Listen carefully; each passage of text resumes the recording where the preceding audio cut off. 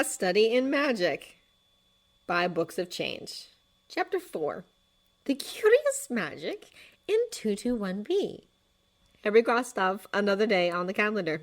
As he did so, he felt a familiar mixture of dread and excitement pull in his stomach.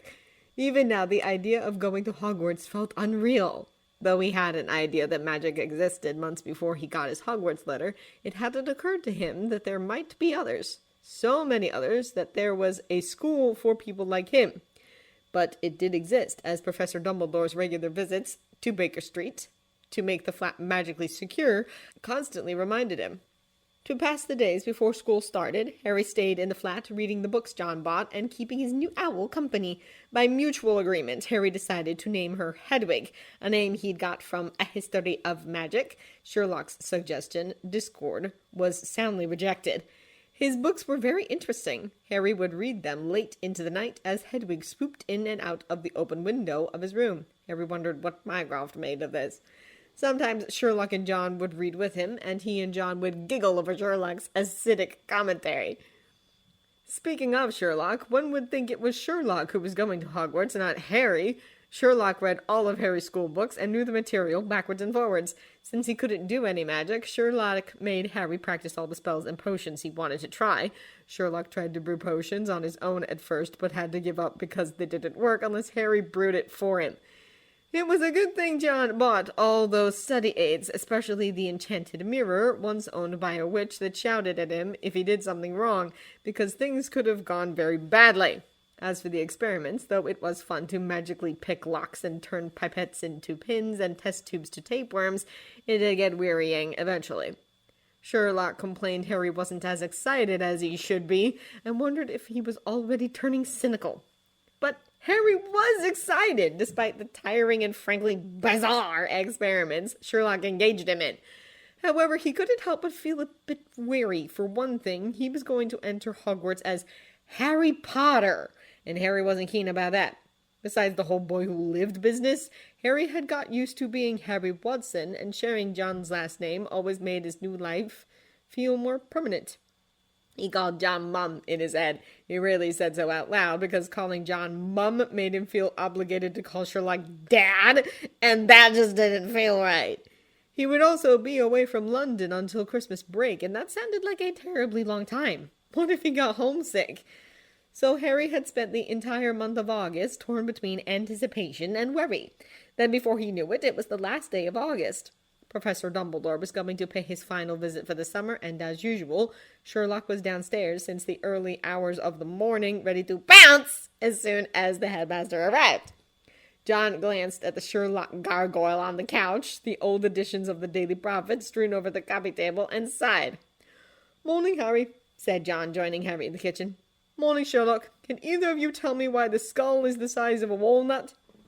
It was scary how questions like these became normal, Harry thought. "I made Harry shrink it," said Sherlock. "I'll put it in your pocket for safekeeping until we can grow it back." "Fine. So when are you getting rid of those newspapers? I don't fancy explaining the animated photos to Lestrade." "Lestrade won't be coming. He's busy playing nursemaid." John looked up in the middle of making beans on toast. "Ellen Lestrade is sick," said John, working through the logic. "Very sick, obviously, or else she would have let me know. Her kids are probably down with the same bug. Lestrade doesn't have anyone who can look after them, or else he wouldn't be playing nursemaid for so long." "Oh, good, you're improving." "That's not the point," John said between gritted teeth. "When someone is in trouble like that, you offer help." "He won't accept." "He doesn't have to accept. Offering him help is my choice." John started, heating up the instant porridge. "I'm calling him later. Coffee's on the drip, by the way, if you want some. Sugar's in its usual spot." Right at that moment, the fireplace suddenly came alive with green flames, and a tall, thin old man with a long silvery beard and equally long hair, wearing long flowing robes, stepped out from the hearth. "Good morning, everyone," said Dumbledore cheerfully. "Yes, Sherlock, what would you like to ask today?" Sherlock brandished an old copy of the Daily Prophet, which they started getting since the end of July. "There is no mention of Harry's disappearance for the entirety of last year. Not in the Daily Prophet, not in the Wizarding World today, not even in the Quibbler. Why?" "The Minister of Magic didn't want to cause panic, so he kept the information from the public," said Dumbledore calmly. I only know because the person who kept an eye on Harry tipped me off. Sherlock sneered at that. Obviously. Apparently that was all he wanted to know, because Sherlock dramatically swept into the kitchen without another word. John offered Dumbledore tea, which he accepted. After finding the collection of fingernails in the margarine tub, the headmaster stopped eating in 221B altogether. Harry dug into his porridge. Maybe we should get a bigger table, John said as Dumbledore took the seat next to Harry. I read about extension charms in the grade 5 spell book, Sherlock said from the kitchen. That wouldn't be quite the right spell, Dumbledore said, winking at Harry. I see you've mastered the shrinking charm, Harry. Have you tried the engorgement charm? The pseudo-Latin of these spells is a disgrace, Sherlock grumbled as he slunk back into the sitting room, coffee in hand. One would think if wizards insist on using Latin, they'd use it properly. Ah, but it's not the correctness of Latin or Latin itself that makes the spell, Dumbledore said as Harry eyed the shrunken skull. It's the intent behind the words, you see. Words crystallize thought, and crystallized thought gives magic its form. We use Latin because it's very convenient for spellwork. Harry chewed on this. So I could use regular English if I wanted to. Theoretically, yes, Dumbledore confirmed. Many witches and wizards have tried, but success was limited. I believe the hindering factor was the lack of division between conversational English and indentation English. Practitioners would often find themselves flung across the room or bursting into flames after saying perfectly normal things like, I must go to the kitchen, or I'd rather set myself on fire, while holding their wands. Doesn't sound very practical, John said. Heavens, no! Dumbledore beamed as Harry pointed his wand at the skull and whispered, Engorgio. Good job, Harry. This flat just isn't the same without a full-size skull. Harry thought the skull was a tad smaller than it was previously, but he supposed it was better than walnut size. No, said Dumbledore, sounding very businesslike. I think I finally found the solution to the security problem. It was, of course, the first option I considered, but quickly rejected because I thought it wouldn't work. Which goes to show one's first instinct is often the most accurate. But I digress. May I have your help, John? John smiled. What do I need to do? As far as direct actions go, nothing. I just need to examine some of your possessions and ask you several seemingly unrelated questions. That doesn't sound too bad. Indeed. Now, please partake in your breakfast. I do not think my questions are for those who have empty stomachs. After they finished eating, Dumbledore asked John a lot of questions. Some of them were scary, like the one about Afghanistan wizards. Don't think I met any, but then I might not remember it even if I did. Others were interesting, but didn't sound very helpful. The first time I met a witch or wizard, Mr. Lee might have been one. He and my dad used to play rugby together. I saw him jump 12 feet in the air when he thought no one was looking. The rest were just odd. Was I a healthy baby? No, I wasn't, but then I got better. Sherlock asked if Dumbledore was trying to establish if John was an undiscovered witch. Dumbledore said John was most assuredly a muggle. Harry was very disappointed. How do you find muggle-borns anyway? Asked Sherlock. We have our means, said Dumbledore. I'm afraid that is all I can tell you. After all those questions, Dumbledore asked if John had any childhood items. John confessed to regularly throwing away or donating all but the latest bare essentials since joining the army. In fact, they could probably fit all of John's worldly possessions into 3 medium-sized suitcases. Dumbledore looked very thoughtful. Do you have items you've kept for over a decade? Nope, sorry. 5 years? I might have a 4-year-old sock.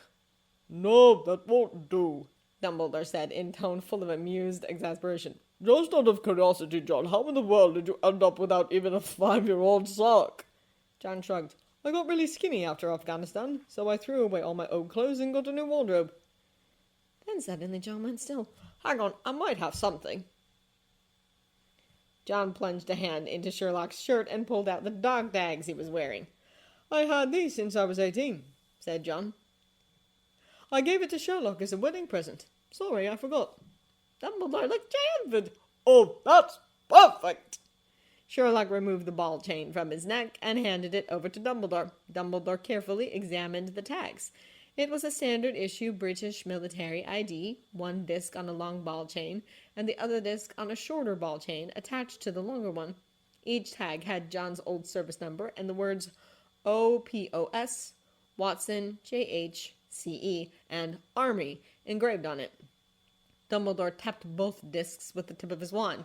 Then he held up the disc hanging on the shorter chain. "Would you terribly mind if I gave this one to Harry?" Sherlock stared unblinkingly. "No." "Excellent."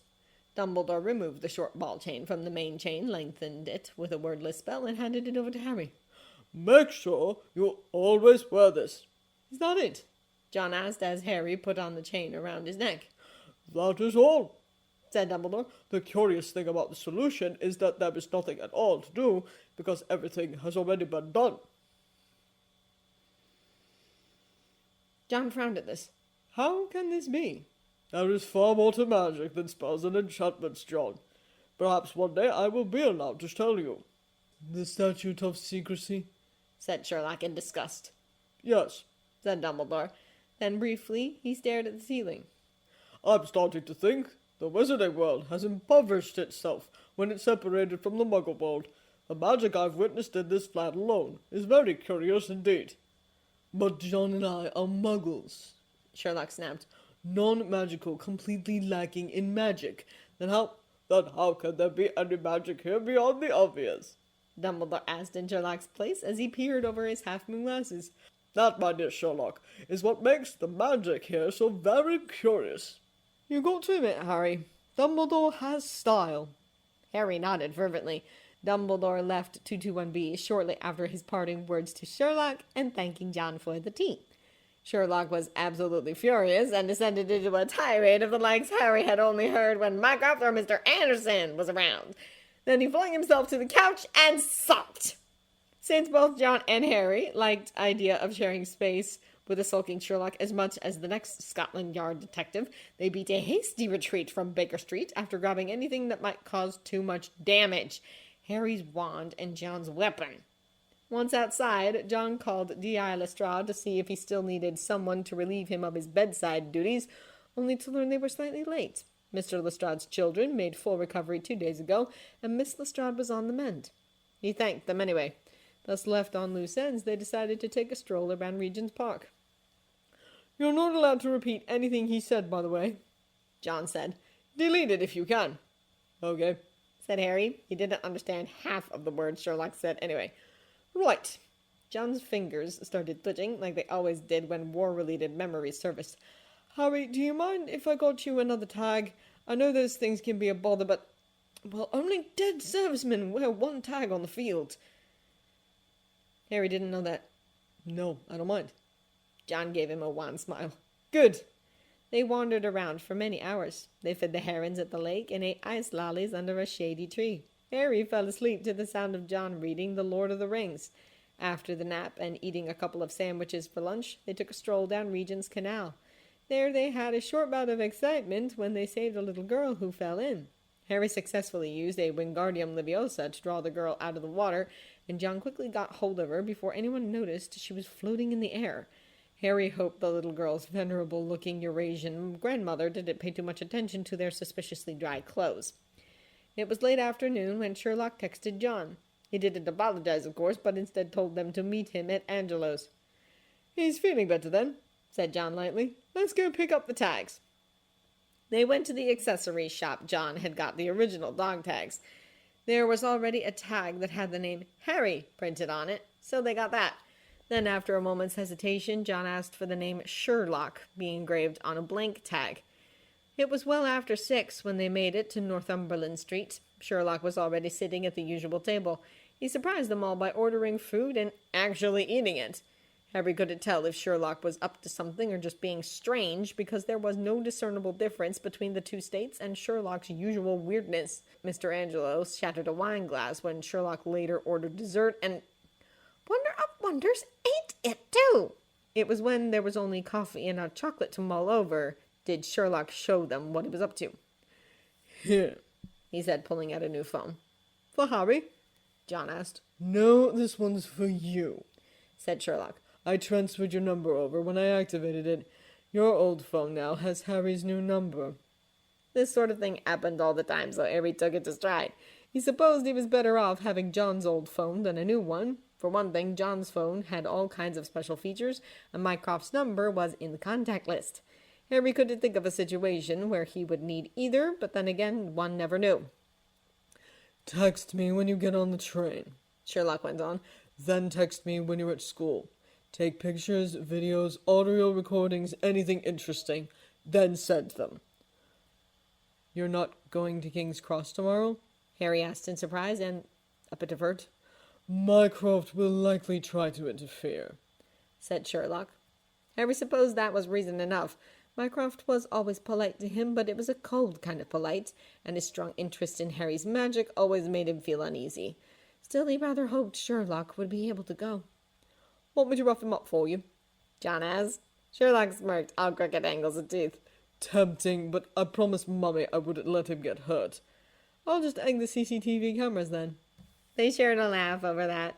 The rest of the evening was light, happy, and normal. Sherlock didn't mention a single private detail he deduced from their fellow diners or complain about the latest stupidity of the Met. Instead, he told them all manner of funny stories, and John laughed non-stop. Between the bouts of laughter, John gave Sherlock his secondary tag. Sherlock put it on his ball chain immediately and made Harry do the same. As for Harry, he savored the moment. After all, it wasn't every day they acted like a normal family. On September the 1st, Harry woke up a bit late, having stayed up until 3 in the morning packing and repacking his trunk, then lying in his bed, imagining the train ride and his first day at Hogwarts. He prayed that there wouldn't be a repeat of his second trip to Diagon Alley. The moment they realized he was Harry Potter, everyone in the Leaky Cauldron wanted to shake his hand like he was some kind of venerated saint. It was a pity he couldn't wear contacts for long periods of time or cover his scar with plaster for an entire year without drawing attention, because he would have seriously done it. Harry dashed down the stairs, noting absently that his hair seemed longer than he remembered it being last night. At the kitchen he stopped, shut his eyes hard, and opened them again to make sure he wasn't in the middle of a nightmare. It was definitely John and Sherlock sitting at the kitchen table, but there was something terribly wrong about the way they looked. Sherlock styled his hair differently, so it no longer looked like a curly black dandelion puff as it usually did. He was also wearing a pair of wireframe glasses, a pinstripe beige shirt under a top jumper, and khaki trousers. John was wearing the usual jeans and long-sleeve knitwear combo, except the top was a white turtleneck, and the trousers were skinny jeans. But that wasn't the problem. The problem was John's hair. It was long. Past the shoulder blades long. Harry just couldn't accept it. "Excellent. He's awake, and the disguise is perfect," said John in evident satisfaction. "You think," said John, "that was a look of horror, not admiration." Sherlock ignored that. "We'll flag a cab in 30 minutes. That should be enough time for you to get ready. Then we can give Wizards the slip." Harry couldn't follow. "Huh?" "We're giving the Wizards the slip," said John, "since they remember me as Guy and Pixie-Cut, and Sherlock as Posh in public school." "John." "We're going as their opposite." John finished. Harry didn't even know where to start, or if there was anything to start to begin with, so we focused on the fact he was running late and dashed back upstairs to change. The cab ride to King's Cross Station went smoothly. Hedwig looked at him reproachfully as he hid her cage under a cover that was essentially a glorified cardboard box. Since there was little chance to flag a cab holding an exotic pet, there was nothing for it. In the cab, Sherlock gleefully told Harry that John and Mycroft had a serious conversation over the phone last night. Sherlock didn't elaborate as to what they said, but he did mention John's objections had been extremely vigorous. They made it to King's Cross 10 minutes to 11. They quickly headed over to the barrier between platforms 9 and 10, which they were told by Professor McGonagall had the hidden entrance to platform 9 3/4.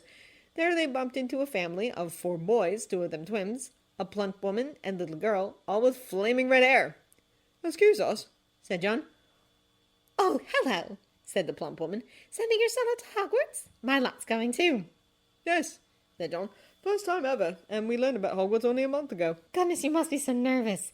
Do you need help getting into the platform?" the woman asked kindly. "I was told we just need to walk past the barrier," said John, pointing at us. "Only, well, we're not magical, so I was wondering if only our son would be able to pass through. I don't want him to board the train by himself." "Not to worry," said the woman. "Just keep close to your son and walk straight ahead. Don't stop and don't be scared you'll crash. That's very important. Now go ahead. Do a bit of running if you're nervous. John thanked the blonde woman and nodded to Sherlock. They gathered around Harry, Sherlock to his left and John to his right. All three of them grasped the handles of Harry's wheeled trunk. Then they marched toward the barrier together. 1 step, 2 steps. The wall was just 2 strides away. 3 steps. Harry closed his eyes. And they kept on walking. Harry opened his eyes. Sherlock was staring ahead with the same intensity he reserved for interesting crime scenes. John already had their designated phone out, taking a picture of the overhead sign that read Hogwarts Express. A scarlet steam engine was waiting next to a platform full of people. Behind them, instead of a barrier, was an iron archway that said Platform 9 3/4. They made it! The three of them slowly made their way down the platform. The smoke from the engine drifted overhead the noisy crowd. Cats of all colors and sizes winded between people's legs. Owls of all species hooted inside their cages in a disgruntled sort of way. Students were chatting with their families in and out of the train, some hanging out of the windows to do so. You have to love wizard space, Sherlock muttered. I love the incorrigibility of it. They found an empty compartment near the end of the train. John and Sherlock heaved the trunk inside as Harry carried Hedwig. Once everything was set in place, they just stopped. Sherlock's eyes darted around, looking at anything but Harry. John was blinking rapidly. Harry stared at his knees. For a while they stewed in this awkward silence, no one knowing what to do next. Okay, said John at last. I don't care if it's the middle of the night, 3 in the morning, or the broad light of day. Tell us every stupid cool thing you want to talk about. Complain, shout, whatever it is, don't hesitate to call. Harry nodded. The corners of his eyes prickled. He savagely bit back a sob. Now my final word of advice, said John. You're going to a completely different world. You're going to offend people, and they're going to offend you. So be ready to apologize a lot, and don't be unkind. Never, ever be unkind. Then John crushed him in a hug. Harry clutched at the woolly shirt and buried his face in the crook between the neck and shoulder, breathing in the scent that was uniquely John. Tea, old books, wool, and gunpowder. A long-fingered hand gripped his shoulder and stayed there. It almost undid Harry. A whistle sounded. John clutched Harry tighter for a beat. Then slowly and silently, both the hand on his shoulder and the arms around him drew away. Harry stared out the window. In time, Sherlock and John came into view. The train started to move. In the corner of his eye, Harry saw the plump woman from earlier waving and her daughter, half laughing and half crying, trying to keep up with the moving train. He saw John take a few steps forward, a hand raised to wave or reach out. Sherlock kept his place, but then he slowly raised a hand, and Harry watched them all disappear as the train rounded the corner.